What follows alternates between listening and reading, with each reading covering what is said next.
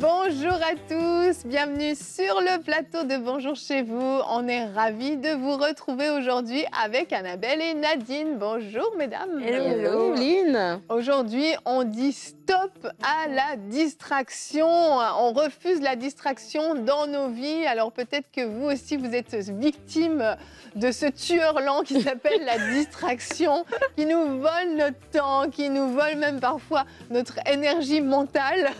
Et on en parle aujourd'hui parce que c'est un vrai fléau, la distraction. On est, je pense, dans un monde où la distraction n'a jamais été aussi accessible et répandue.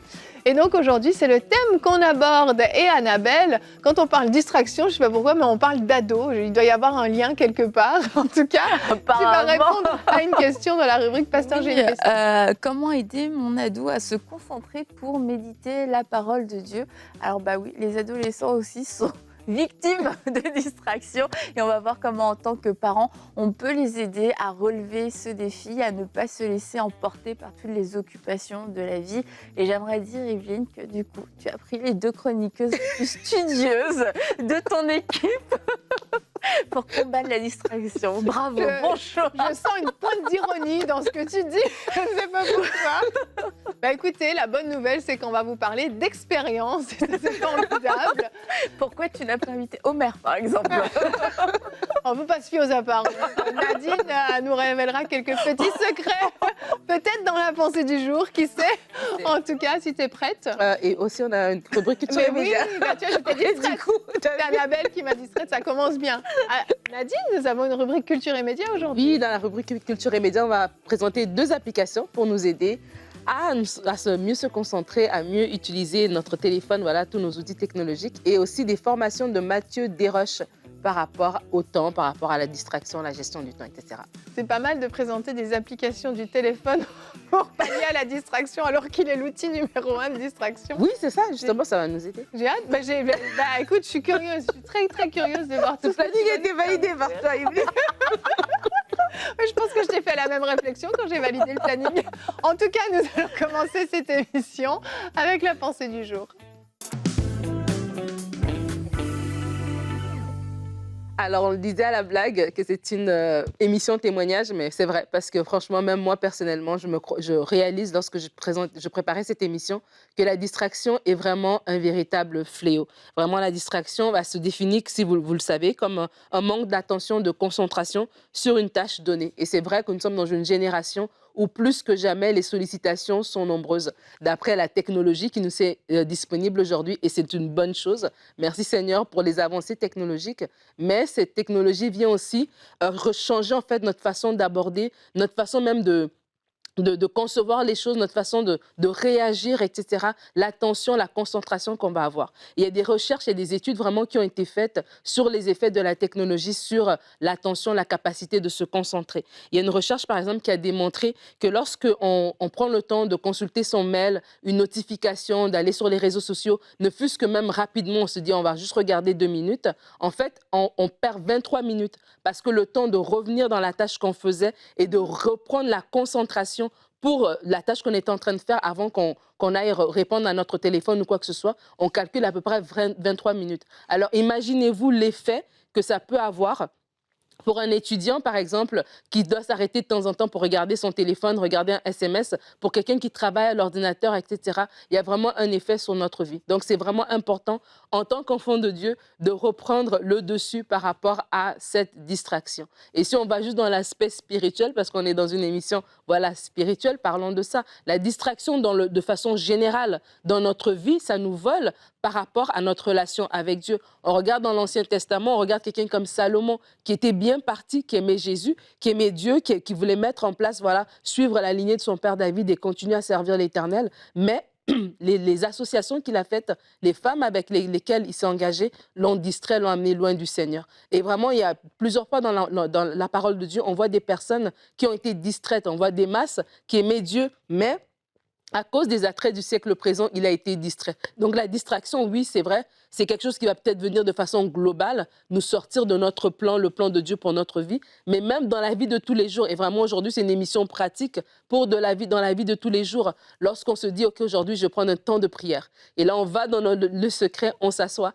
Et au bout de 5 minutes, on ne sait même plus pourquoi on était là parce que nos pensées ont divagué dans plein de choses. On est à l'église, peut-être on écoute la prédication. Et si on doit nous dire à la fin, qu'est-ce qu'on a prêché aujourd'hui? Ça m'est déjà arrivé de demander à quelqu'un comment c'était le culte, de quoi on a parlé.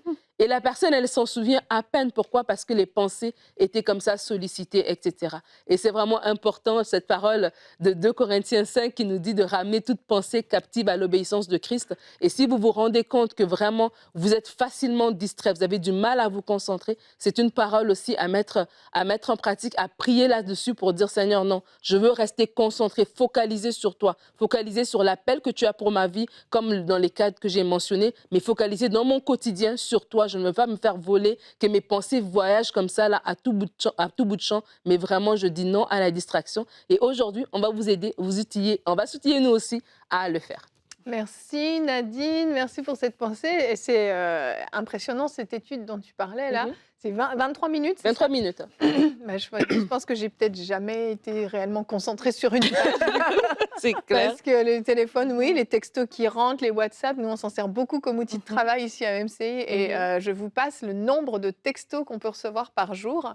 Et oui, c'est effrayant. Et en fait, la distraction, on a l'impression que c'est le mal de notre société, mais en fait, ça a toujours existé. Paul en a parlé dans la Bible, et on va regarder ensemble notre verset du jour. Donc, vous voyez que ça date pas d'hier. 1 Corinthiens 7 au verset 35 nous dit « Je dis cela dans votre intérêt ». Je vous dirai tout à l'heure ce qu'il dit plus haut. « Ce n'est pas pour vous prendre au piège, c'est pour vous porter à ce qui est bienséant et propre à vous attacher au Seigneur sans distraction ». Un peu plus haut, au verset 32, il avait dit « C'est pourquoi je voudrais vous voir libre de toute préoccupation ». Et en fait, c'est dans le même passage où Paul va dire que celui qui est marié se comporte comme s'il n'était pas marié, que celui qui pleure comme s'il ne pleurait pas, etc., etc. Celui qui possède comme ne possédant rien. Et en fait, Paul exhorte même à rester célibataires ceux qu'ils peuvent, parce qu'il dit que le mariage est une distraction. Bon, ça, c'est Paul, et il le dit lui-même, hein, c'est moi qui vous exhorte à ça. Mais c'est pour dire qu'il y a toutes sortes de distractions. Et en fait, si on prenait le temps de lister le nombre de distractions qu'on a dans nos vies, je pense qu'on remplirait des pages et des pages. Mais le pire de tout, et je crois que celui qui est le plus facile aussi à retirer de nos vies, parce qu'on ne va pas retirer notre époux, notre épouse ou nos enfants de nos vies, je ne dis pas ça, mais il y a des choses qu'on peut retirer. Et je suis obligée de faire une grosse parenthèse sur nos téléphones, forcément. Outil numéro 1 de distraction. Et vous le savez, moi, je ne suis pas très réseaux sociaux, mais j'ai découvert les Reels, ou bien, c'est quoi sur YouTube, ça s'appelle les Shorts, merci. Et c'est hallucinant. Nadine Kabouya, notre influenceuse. Nadine est professionnelle. C'est incroyable. Si vous avez pour habitude de regarder ça, je veux vous le dire, vous en supplier, arrêtez de regarder ça. C'est hallucinant comment c'est une perte de temps, une distraction. Et en fait, c'est très bien fait leur truc, ça s'enchaîne tout seul. Donc forcément, on est pris là-dedans. 1 heure peut s'écouler. Vous pensez que 2 minutes se sont écoulées et c'est un fléau. Donc ça, déjà, c'est des distractions qui sont très faciles à enlever. Ça ne nous coûte en rien, ça n'implique en rien dans notre vie parce que c'est complètement inutile. Donc ça, c'est déjà une chose qu'on peut éliminer de nos vies. Conseils pratico-pratiques. Des petites vidéos de chats, de chiens, oui. de gens qui savent pas se garer. Voilà. Apparemment, tu connais. Non, non, j'essaye vraiment de me discipliner à ce niveau-là. Du coup, je commence juste pas parce que j'ai l'impression que quand tu commences, c'est là terrible. où c'est plus difficile. Et étant donné que déjà ma liste de distractions est assez longue. Oui, eh bien, j'ai même pas besoin de ça, c'est horrible, tu vois. J'ai pas le temps pour ça, j'ai déjà trop de distractions. Mais il y a quelqu'un qui a dit si le diable ne peut pas te faire pécher, il va te garder occupé. Exact. Et une des façons de nous garder occupés, c'est par toutes sortes de distractions. Et quelquefois, on pense distraction égale loisir ou truc léger. Mais quelquefois, c'est juste des choses qui nous font perdre du temps, qui sont ni des loisirs, qui sont pas des vidéos, mais ça va être de régler des problèmes qui sont pas vraiment des problèmes, de se mêler d'affaires qui sont pas nos affaires, de vouloir aider quand c'est pas à nous d'aider. Bref, et tout ça, c'est une perte de temps et ça nous garde occupés. Mais qu'est-ce que ça fait, comme Paul dit, c'est que on va être préoccupé dans notre âme. Donc même quand tu es dans ton temps avec le Seigneur, bah, tes prières, la manière dont tu vas lire la Bible, tout le temps tu vas être assailli dans tes pensées. Et le résultat de tout ça, c'est ce que Dieu va arrêter de nous aimer. Non, c'est pas ça, mais c'est que on va être des chrétiens faibles. On va être des chrétiens hyper faibles parce que on n'est jamais concentré. On lit la parole, on lit juste des mots, ça ne nous nourrit pas. On parle rapidement avec le Seigneur, mais on vit pas des choses, on vit pas des temps de qualité. Et du coup, bah, le jour où la tempête arrive dans notre vie, on a été tellement distrait, tellement occupé, préoccupé, qu'on est extrêmement léger, on est extrêmement fragile. Et pourquoi se dire, bah mince, c'est parce que juste je me suis fait voler mon temps et j'ai pas pris le temps de m'attacher fermement au Seigneur, sans partage et sans distraction. Donc l'enjeu est quand même de taille et quelquefois, bah, y a des tempêtes qui sont plus ou moins violentes. Il y a des gens, ils se retrouvent du jour au lendemain au milieu d'une séparation qu'ils n'ont pas vu venir, où il y a un diagnostic qui tombe et tu te dis, mais mince, en fait, au niveau de ma foi, spirituellement, je me sens tellement faible, tellement fragile, parce que j'ai passé les 10 dernières années complètement partagée dans mon attachement. Je me suis attachée à tout ce qui est dans ce monde, mais j'ai oublié de m'attacher sans distraction au Seigneur, d'aspirer aux choses en haut, et on se sent vide. Les distractions nous laissent vides. Les distractions nous occupent, remplissent notre horaire, remplissent notre calendrier, remplissent notre temps, nos pensées, mais nous laissent vides spirituellement. Et lundi, on parlait de l'obéissance et on disait que le manque d'obéissance coûte. Et la distraction aussi, elle coûte. Et parce que quand on est distrait, voilà, on est dans cette distraction-là, c'est agréable. On n'a pas l'impression qu'on perd quelque chose, en fait. Tu parlais des vidéos sur Internet. C'est vrai que tu es assis comme ça, tu dis, bon, je m'assois juste 5 minutes. Oui. Et ben, le 5 minutes, ça fait 1 heure qu'il est en train de scroller sur plein de choses. Et parce que c'est agréable, sur le coup, tu ne te rends pas compte. Mais c'est quand c'est terminé que, j'ai manqué 1 heure, j'ai 1 heure de moins. Ça veut dire que je dois me presser pour faire quelque chose. Peut-être que je suis en retard, peut-être que tout ce que j'avais prévu de faire en soirée, je ne saurais pas tout faire parce que, voilà, j'ai perdu du temps. Mais de se dire, en fait, ça nous coûte. Et ça nous coûte, en fait, par rapport à notre vie spirituelle. Je ramène ça encore à notre vie spirituelle parce que vraiment, on n'est pas à l'abri en tant qu'enfant de Dieu. Je crois qu'on a tous des téléphones. Par exemple, on parle de téléphone qui est l'outil numéro 1 de distraction et de dire que ça nous a refait un petit peu dans notre cerveau, un peu la façon dont on aborde les choses, la façon dont on analyse, qu'on processe. C'est le mot que j'ai dans la tête, qu'on processe les choses. Et c'est vraiment aussi dans la prière qu'on doit défaire ces choses-là. On doit prendre une responsabilité, oui, dans le naturel, de dire, ben voilà, quand je vais dans mon temps de prière, j'éteins mon téléphone ou j'y est en mode avion, j'ai téléchargé mes instrumentaux. Comme ça, je suis sûre que je n'ai pas de distraction pendant que je prie. Mais que vraiment, lorsque je me rends compte que je peux être assis dans l'église, j'entends les paroles du prédicateur, mais ça ne rentre pas dans ma tête. Parce que dans ma tête, il y a plein de choses qui se passent. Mais ça aussi, il faut prier par rapport à ça. Parce que comme tu dis, Annabelle, ça veut dire qu'on peut être là 10 ans de vie chrétienne, mais aucune racine. Parce que tout le temps qu'il fallait qu'on apprenne des choses, qu'on les emmagasine, on a juste écouté avec une oreille distraite. Et on sait que, par exemple, au niveau des réseaux, tout ça, il y a de la publicité, c'est de la vente. Ils veulent nous vendre des choses, c'est pour ça qu'ils nous gardent occupés. C'est ça leur agenda à eux. Et donc, de se dire en tant qu'enfant de Dieu, je ne vais pas participer à cet agenda-là. Moi, je vais m'assurer que lorsque j'arriverai devant le Seigneur, ben voilà, tout ce qu'il m'a donné à faire, j'ai pu le faire. Je n'ai pas été distrait par X et Y et j'ai raté le but pour lequel le Seigneur m'avait envoyé sur terre. Vraiment. Je pense qu'on doit vraiment rééduquer notre cerveau et notre capacité à se concentrer.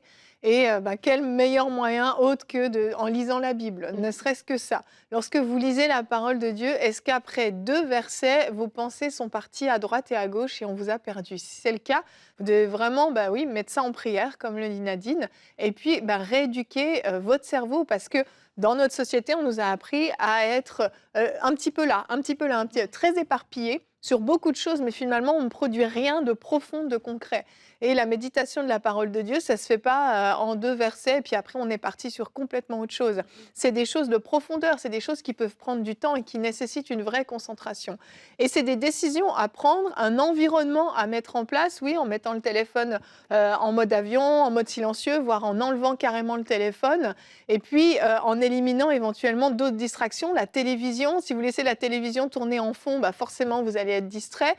Si vous êtes dans une pièce où il y a plein de monde qui passe, vos enfants qui vous croisent sans arrêt, enfin, il y a des choses toutes bêtes qui peuvent être mises en place où on doit réapprendre à se concentrer, à maîtriser nos pensées et puis à apprendre justement à pouvoir nous concentrer quand on est à l'église, quand on prie, quand on médite la parole de Dieu ou juste quand on fait notre travail. Des fois, ça va aussi loin que ça. C'est que ça peut altérer notre qualité de travail, notre qualité même, nos compétences pour faire des choses dans notre quotidien à la maison parce qu'on a perdu l'habitude de rester concentré. Et la distraction, c'est un vrai fléau et je suis convaincue que c'est un des instruments du diable pour nous éloigner, pour nous détourner. Vraiment. Mais c'est bien de se fixer un objectif, de se dire: «OK, bah, je vais juste poser mon téléphone, pendant, X temps», pas forcément toute une journée, mais se dire: «OK, bah, là, pendant 15 minutes, je vais juste le mettre loin, un peu à portée de main et je vais lire». Je vais me concentrer, même si c'est même pas lire la Bible, mais quelquefois me concentrer sur une tâche et on va voir qu'on a,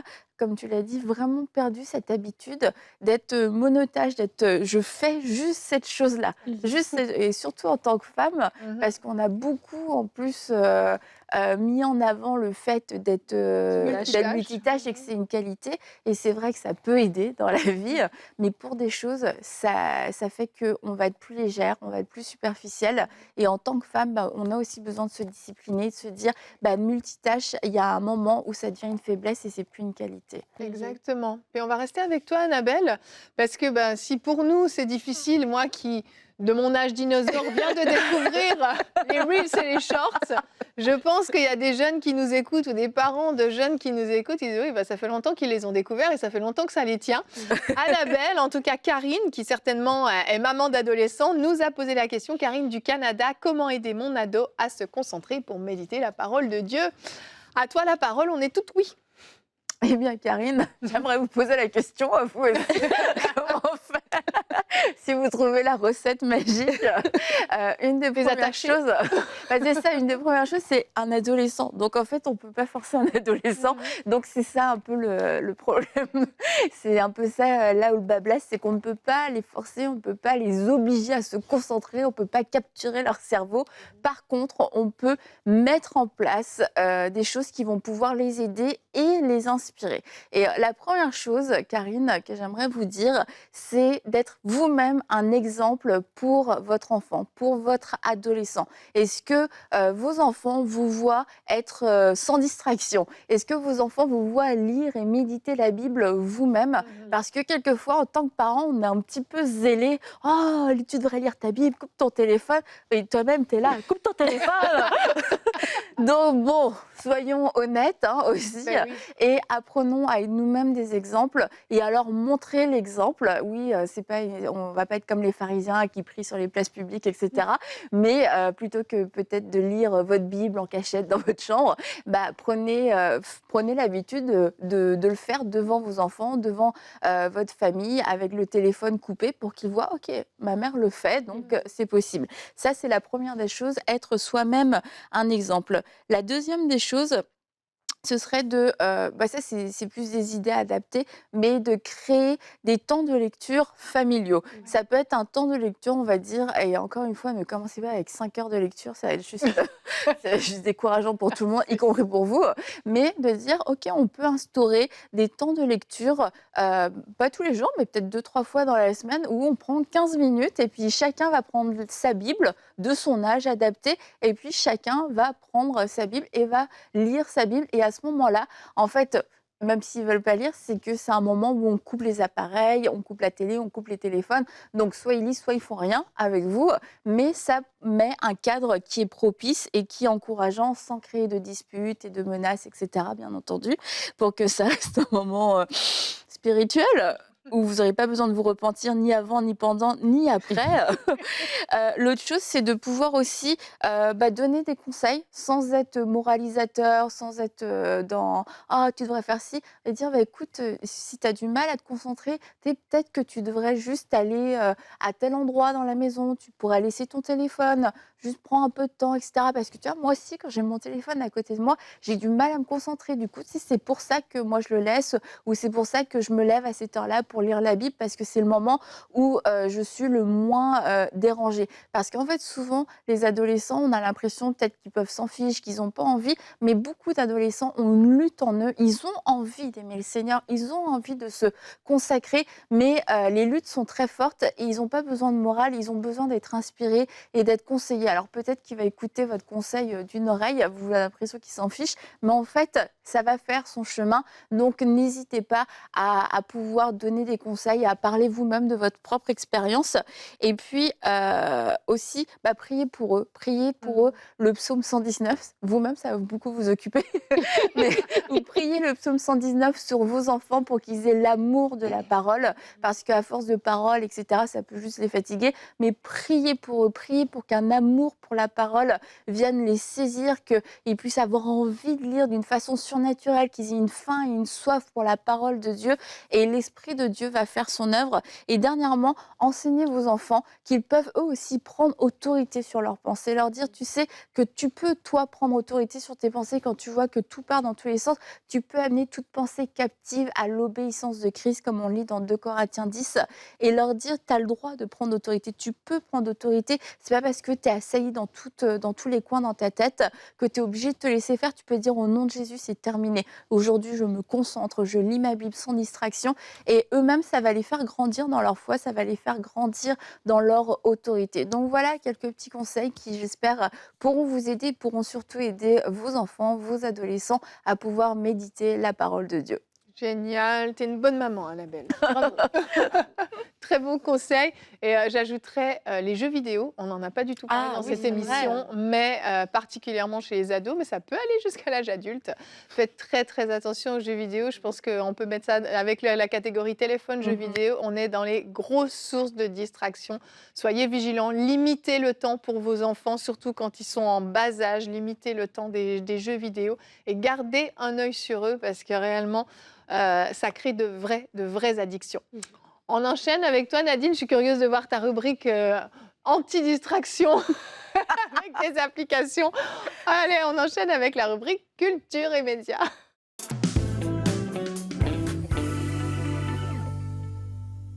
Alors, je vais présenter 2 applications. Et déjà, si vous me suivez sur YouTube, appréciez la rubrique culture et médias en commentaire si ça vous parle. Parce que Yveline n'est pas convaincue. Pour Yveline. Attends, je te dirai à la fin si je suis convaincue. Je ne la connais pas encore, ta rubrique. Alors, en fait, l'idée dans cette rubrique, en fait, c'est de parler de 2 applications par rapport à notre téléphone. Parce que, veut pas, on utilise le téléphone. Donc, on ne va plus retourner à l'âge de la pierre taillée. On ne va pas les remettre les téléphones, on ne va pas les enterrer. On utilise nos téléphones. Mais comment faire, en fait? Comment canaliser notre temps, les utiliser de façon intelligente. Donc, il y a 2 applications dont je vais parler. La première application s'appelle Freedom. Elle est utilisée par plus de 2 millions d'utilisateurs. Et le but de cette application, c'est de reprendre le contrôle de notre utilisation de la technologie. Donc, tout le monde travaille sur un ordi. Donc, les étudiants, mais ça peut être des travailleurs, etc. Comment reprendre le contrôle? C'est une application que tu mets qui va te permettre de bloquer des sites, que ce soit des sites Internet, même l'accès Internet carrément, pour te permettre de travailler efficacement.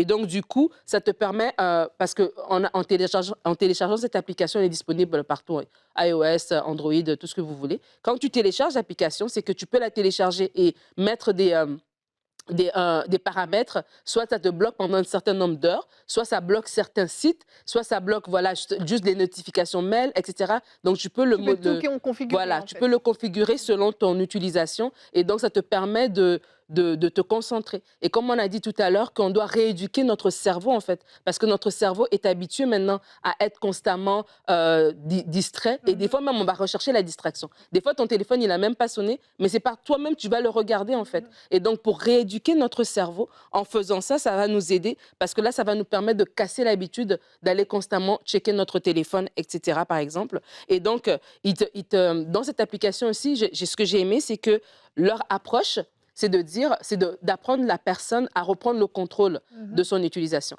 Ils disent, exemple, la boîte mail. Dans la vie de tous les jours, dans l'ancien temps, voilà, tu allais à la boîte postale une fois, parce que le postier, il ne venait pas 15 fois dans la journée pour te donner des lettres. Il venait une fois le matin et c'était tout. Et de la même manière aussi, quand tu consultes ta boîte mail, tu peux décider de ne la consulter qu'une fois. Bon, si tu travailles et que ça fait partie de ta boîte mail de travail, c'est autre chose.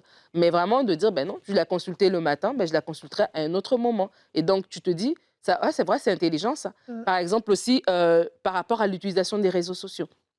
Des fois, notre réaction, c'est une réaction proactive. On va aller regarder. Est-ce que quelqu'un m'a écrit? Est-ce que quelqu'un m'a cherché? Une réaction réactive, pardon. Donc, ça veut dire, je suis là, quelqu'un m'envoie une notification, tout de suite, je vais aller la regarder. Tout de suite, je vais aller voir. L'impatience. L'impatience de regarder ce qui se passe.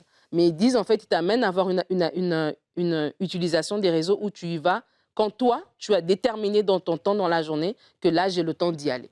Et donc, quand on refait cette façon, on rééduque en fait notre cerveau, ça nous permet de reprendre le contrôle parce que comme tu disais, Annabelle, des fois, c'est pas qu'on veut, on veut être distrait, mais c'est que vraiment, on a pris cette habitude et on ne sait pas s'en défaire en fait. Donc, la deuxième application dont je vais parler, c'est l'application Forest. Et l'application Forest, c'est assez drôle. Tu vas te perdre dans la forêt. C'est assez drôle, c'est une application assez intéressante. C'est vrai, ce réseau. C'est une application assez intéressante. Elle est sur Google Play et sur App Store. Et elle est l'application numéro 1 dans 136 pays, vous saurez. Et en fait, cette application, c'est de dire, en fait, la façon dont ils l'ont fait, c'est que tu plantes un arbre. Ça s'appelle l'application Forest. Et donc, chaque fois que tu n'es pas sur ton téléphone... Ignore Annabelle, regarde-moi. Chaque fois que tu n'es pas sur ton téléphone, c'est comme, tu as un arbre qui est là. Puis si tu t'en vas, genre, sur les applis que tu ne devais pas aller, l'arbre, il meurt, en fait. Tu comprends? C'est ça. Et donc, du coup, ça te permet de rester concentré. Oh, vous n'êtes pas possible, les filles, sérieux. Ils ont fait des partenariats avec des vraies associations et que, parce qu'à un moment donné, l'application devient payante, je me concentre et je vous regarde. Vous voyez, la distraction, l'émission, elle est pratique, là. C'est pas possible. Vous êtes deux sources de distraction. Ils ont des applications, ils ont des partenariats, pardon, avec des vraies compagnies, des vraies associations sur le terrain.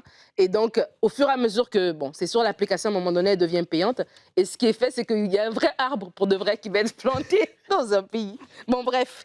Donc, ce sont deux applications bien sérieuses. Si vous êtes travaillé pour Forest, nos excuses. OK. Et puis, la prochaine chose dont je vais vous parler de Mathieu Desroches. De la formation, des formations gratuites qu'il offre. Mathieu Desroches, vous le connaissez, il est déjà venu sur Bonjour chez vous plusieurs fois parler de productivité. Il a plusieurs outils, évidemment, il a plusieurs outils, mais il en a des formations qui sont gratuites, des webinaires pour vous aider à vous organiser. C'est tout à fait gratuit. Vous allez sur son site mathieuderoches.com et vous allez trouver des formations pour s'organiser, pour être plus productif, pour gérer son temps, des formations par rapport à maîtriser sa boîte mail, sa boîte courriel, qui est une source aussi de distraction au travail. Des formations sur la gestion du temps, ça aussi c'est bien pour les ados, les jeunes, les moins jeunes, et pour organiser son temps. Donc il a énormément de formations, je crois qu'il y en a peut-être 5 ou 6 que j'ai pu voir rapidement comme ça, là, que vous pouvez accéder gratuitement. Donc merci Mathieu Desroches, en allant sur son site mathieuderoches.com. Voilà. Merci Nadine. Et je t'invite à conclure cette émission. En tout cas, dans les commentaires, encouragez-moi. Dites à Evelyne que c'est elle la source de distraction et non moi. C'est Annabelle. Je comprends pas pourquoi planter un arbre, ça va nous enlever de la distraction. C'est un jeu. Bref, en tout cas, demain notre thème du jour sera reçoit la révélation de l'amour du Père. Amen. Et nous aurons une rubrique C'est mon histoire avec Carole qui va venir nous partager de comment elle a rencontré le Seigneur dans un temps difficile de sa vie. Merci de nous avoir suivis. On se dit à demain et bonjour chez vous.